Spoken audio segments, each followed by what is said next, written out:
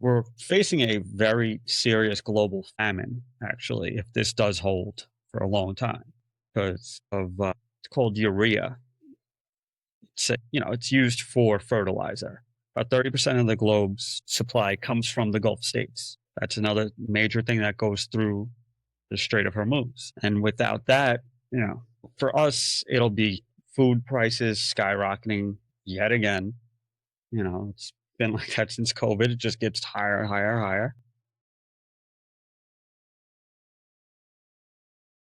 What's up, everybody? Welcome back to class. You're at the Problem Academy. I just want to kind of touch base on a few things going on with the Iran war.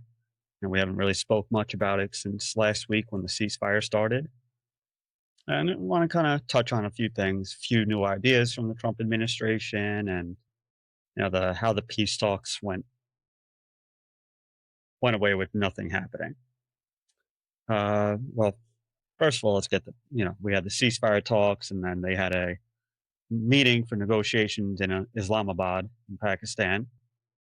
The Pakistan foreign minister had a huge hand in bringing this ceasefire to the table. Although it seems like the U.S. might have kind of just used him to get the message out. He, his first tweet about, like the U.S. agreeing to a ceasefire and all of that, like it had notes in it, like somebody sent it to him to post. So like, forget what it said exactly, but like, enter text here and this and that, like, in little brackets. So a lot of people were suspecting that it was United States that sent it to him for him to post and like, to try to make themselves still look tough on it. But it doesn't really matter. It's, peace talks are done already. Nothing really came out of it. I mean, we went in there again, like the former head of counterterrorism, Joe Kent, was saying that it was with the poison pill, zero enrichment for Iran. That was our sticking point. We wouldn't budge from that, and they won't budge if they're not able to enrich. They need it for their nuclear power plants. They need it for a lot of medical uh, applications.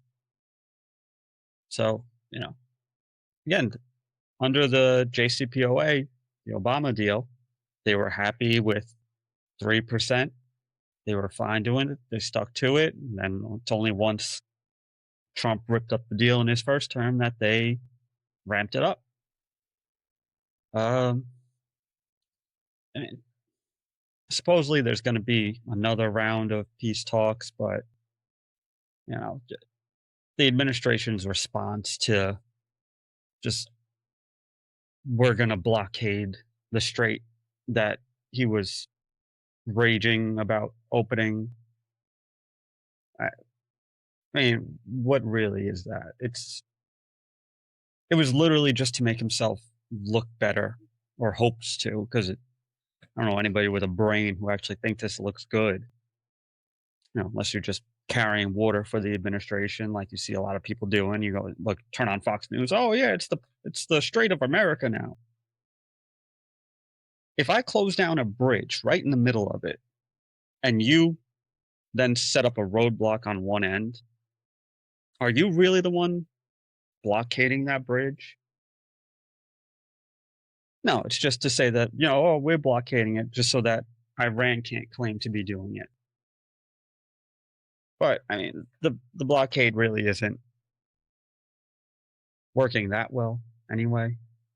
I mean, what their real play here is just because Iran was making money from the tolls, they wanted to try to cut that off. So they won't let ships that go to Iranian ports out of the strait. But we'll see how strong that is once, Chinese tanker goes and fills up in one of Iran's ports and then wants to come through. Are we willing to risk a war, basically, if, with China for this? I think they will back down.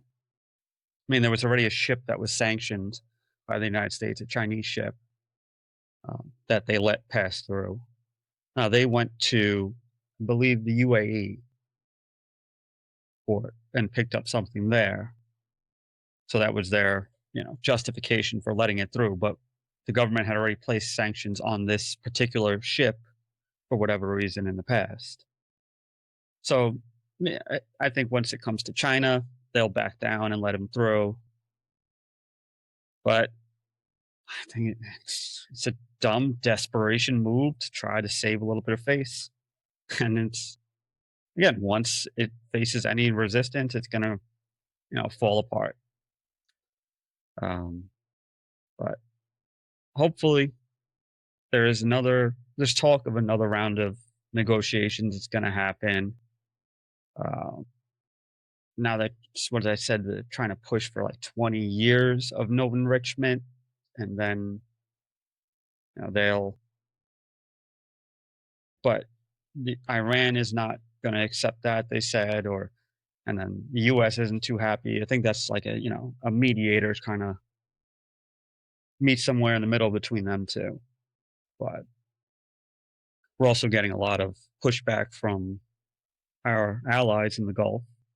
UAE, Saudi Arabia, Qatar, Bahrain, Kuwait, all these places that were supposedly under our protection. That's why they let us build all these bases there.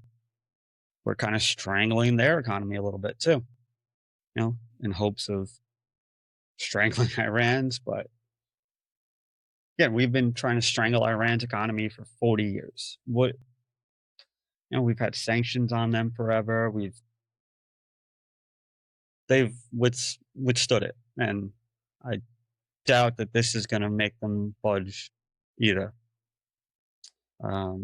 Few things that I was reading this morning said, like, again with China, because that's really that's our main adversary on the world stage.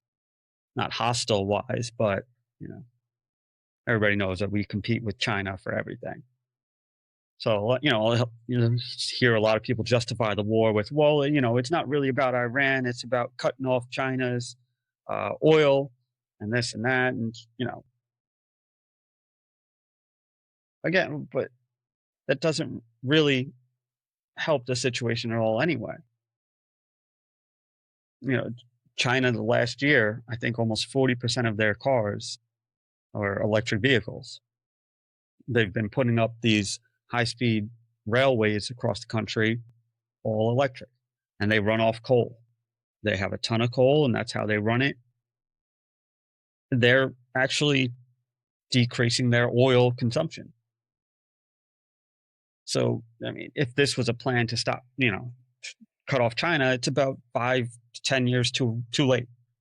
They already moved their economy to solar because they have a ton of land. They can use solar, and then they have a ton of coal. They can run off that, and that's what they've been trying to switch to, trying to pivot to, because they knew that we were trying to cut them off from oil for decades now.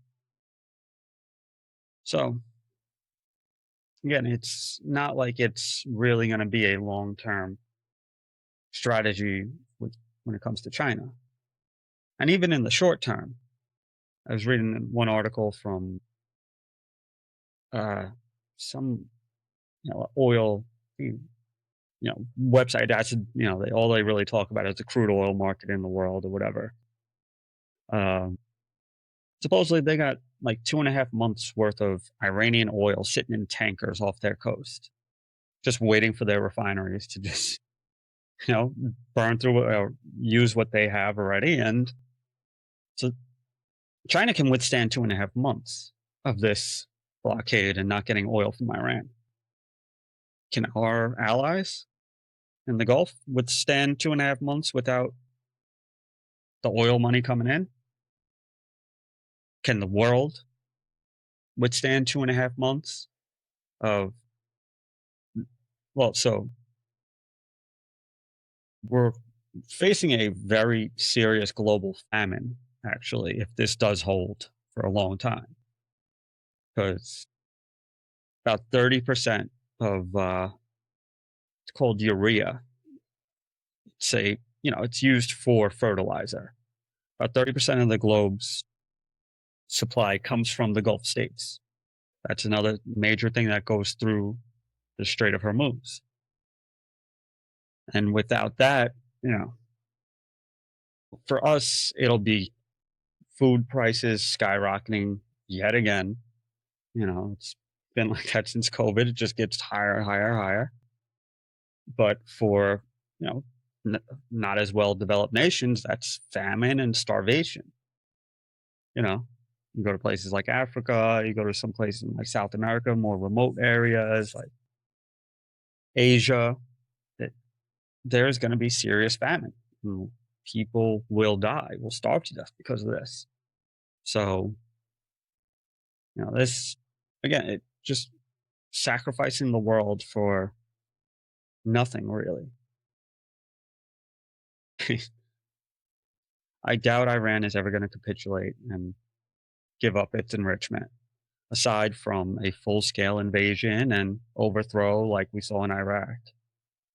Uh, yeah, I mean, we're just in a terrible position right now. Trump has put us in a no win situation. Mm, can't really fathom like why he thought this was a good idea. I mean, I know why his handlers thought it was a good idea because it's been their idea for decades now.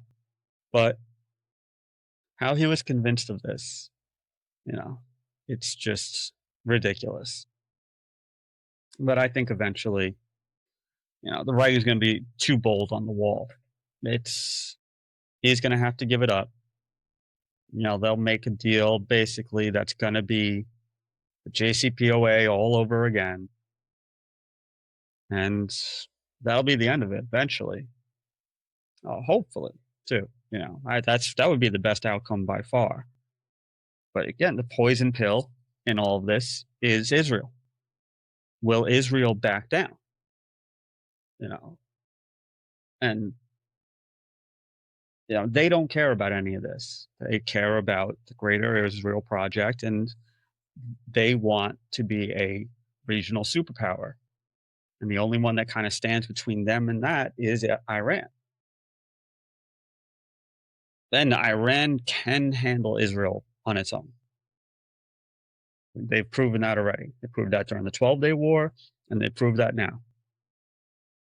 Israel can't really touch Iran the way it's necessary for a full overthrow and what they hope to achieve. And Iran can make life in Israel hell. You see all these videos. They try to censor them as much as possible, but you find these videos of Tel Aviv and all these other cities where it's just missiles raining down on them. And yeah, if you feel bad for the Israeli people, the regular everyday citizens, they don't deserve that. But neither do the Iranian people.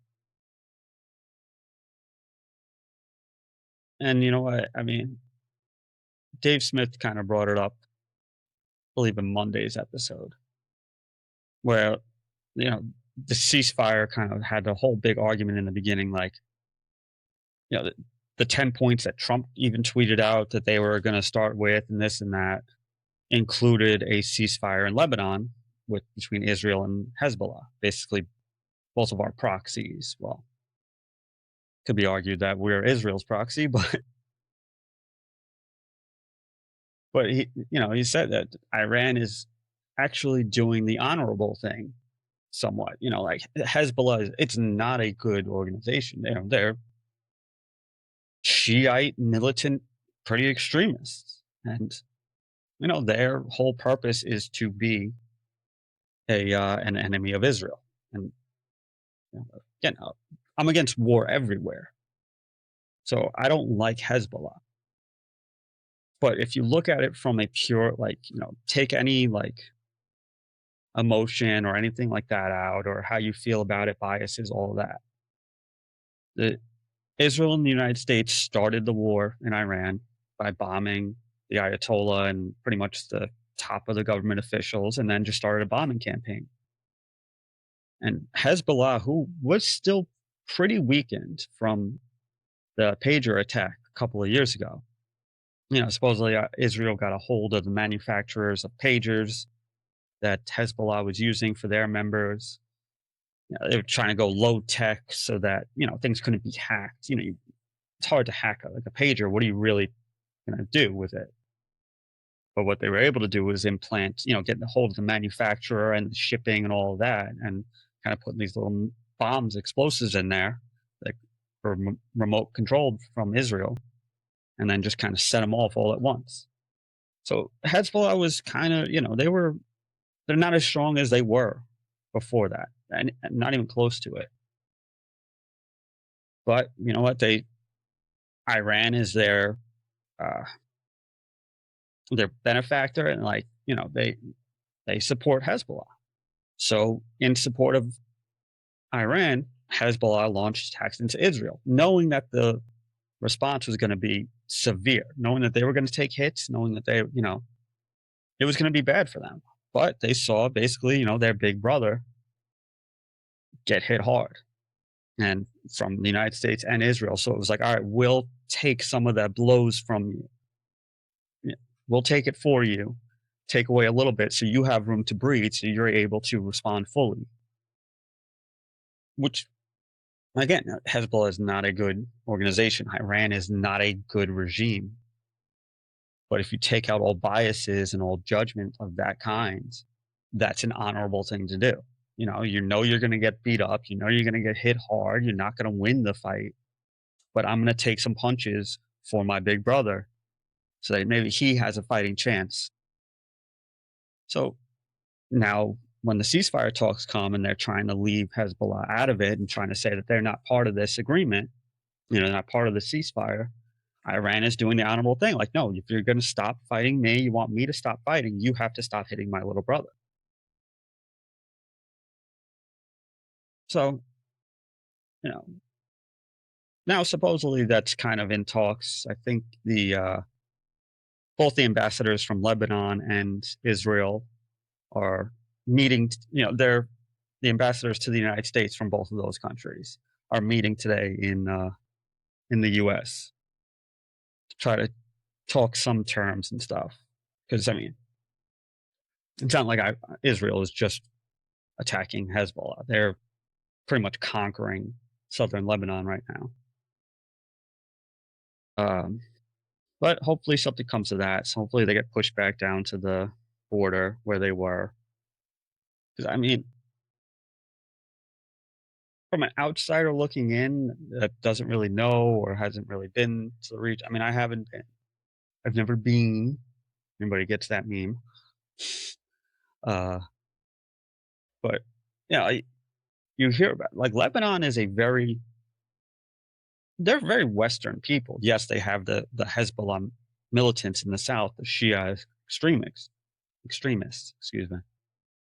But the people themselves, like Beirut, that's like one of the bigger nightclub scene cities in that region. Now they're very, not I don't want to use the word progressive because that has political connotations, but it's like a progressively for a Middle Eastern country, they're a progressive country, and they have a huge Christian population that again they are very proud of their Christianity in those populations and proud of this is places where Jesus went are still part of southern Lebanon. So they take pride in that. I think they actually erected the largest statue of Jesus either in the world or in the Middle East, in southern Lebanon. We're also getting a lot of pushback from our NATO allies. That's I think the Italian prime minister didn't renew a a deal with Israel, actually. And she's been very critical of Trump, and she was a huge, supporter of Trump. But once this war started, we hung everybody out to dry in the world aside from Israel.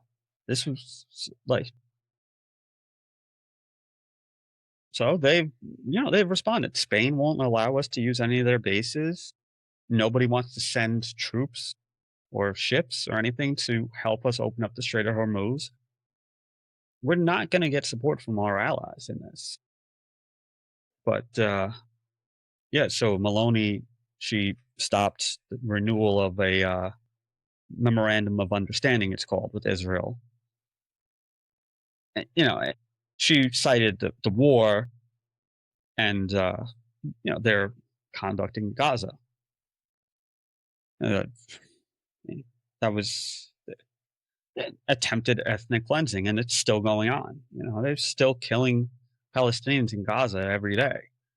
They're I think last week somebody shot a little girl. I think she was in third grade while they're in class, but they're having school in tents because all the buildings are all wiped out in Gaza. If you look at maps and stuff, it's they just destroyed all buildings, all infrastructure, everything.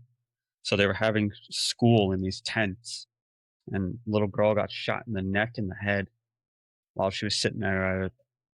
I don't know if it was a desk or what they had them sitting at, but and that's just one. I mean, I think they killed 13 others yesterday. But anyway, it's what the agreement is like an exchange of like military equipment and like your research. So like it's a technological and a physical military kind of exchange. So like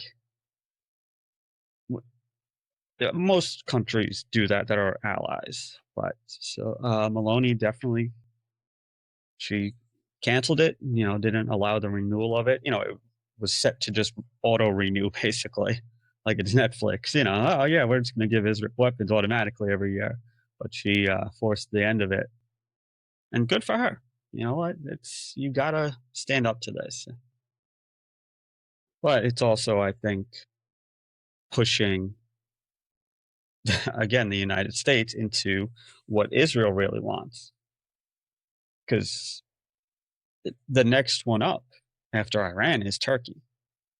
They're already starting to beat the war drums. There was, I believe, the former prime minister gave a speech a month ago saying that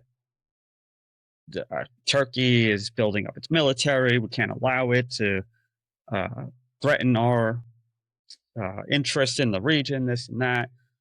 Netanyahu put out a wild tweet the other day talking about the that you know he's proud of the work that him and the IDF have done, and not like Erdogan in Turkey that kills its own civilians. And uh, I don't know. I mean, Erdogan is not a good leader. I mean, they have those Kurds in part of their country as well, and just seems like everybody hates the Kurds. They're yeah, I got Kurds are a ethnic group that are kind of split between Iraq, Syria, Turkey. There's a little bit in Iran, and they're just communist agitators, pretty much. They they are communist in their philosophy and everything, and that's how communists take power is just agitation and revolution. Violent revolution. So it seems like they're always just being put down, and Erdogan was doing that. And I'm not saying it's good, but like, who is Israel to talk? I mean, they're forcing people out of their homes in the West Bank. They've carpet bombed Gaza and been killing civilians there. But we'll see where this goes. That's pretty much it for today. We're not really nothing really big has happened yet. So if it does, I'll come back. Thank you for coming to class. And this has been the Problem Academy.